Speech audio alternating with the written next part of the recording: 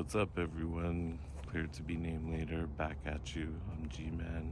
I just want to have another little quick update and reaction about the crazy Luka Doncic Anthony Davis trade. There's been lots of speculation about why this trade happened, especially from the Mavericks' point of view.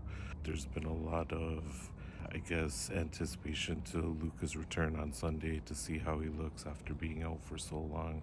So a lot of that centered around his conditioning, his injury status from season to season, and obviously how that all ties into his upcoming contract negotiations. He's going to lose roughly $116 million by being traded to the Lakers. So that's another interesting kind of point he has to deal with. But people, we have to remember Luka's background. If you look at someone like Nikola Jokic, everyone says a lot about his conditioning. I guess some people tend to forget that he plays at the highest elevation, I believe, in the NBA. I don't know if Utah's higher, but I think it's 5240 or 5280, whatever it is in Denver. He plays at that high elevation and still kicks everyone's ass. Does whatever he wants on the court. He's averaging a triple-double this year. Probably goes out after the game, eats a good meal, has fun with his family, and takes life easy. And if you ask me, Luke is kind of in that wavelength as well. And even though he's 25, I don't know if people are new to his career, don't know, but he's been playing pro ball since he was 13. So if you look at where he was playing in Spain and I believe Italy as well, he might have had a go in Italy. He was getting treated like an adult. Those pro leagues in Europe, they don't treat anyone like kids. He's stepping on the court with men, he's gonna be treated like a man. He's been doing that since he was 13, 14 years old. So we also have to remember that takes a toll on the body. Everyone's looking at, he's still a young guy in the NBA. Well, who better to be paired with now than LeBron James, who, like I said in my last post, at 40 looks more in shape and better running up and down the court, doing whatever he wants from end to end. And he's 40, and guys in their early 20s, mid 20s, 30s, they don't even want to set foot on the court. They don't even want to play back to backs.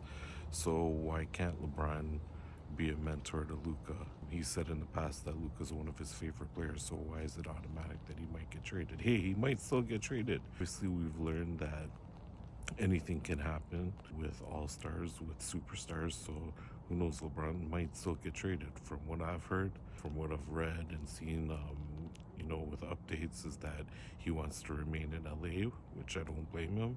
And everyone's been talking about JJ Redick and how he got his job. Seems like he's been doing a pretty good job with that roster that he has. Now you add Luka Doncic to the mix, they're gonna, everyone's talking about the Mavericks right now.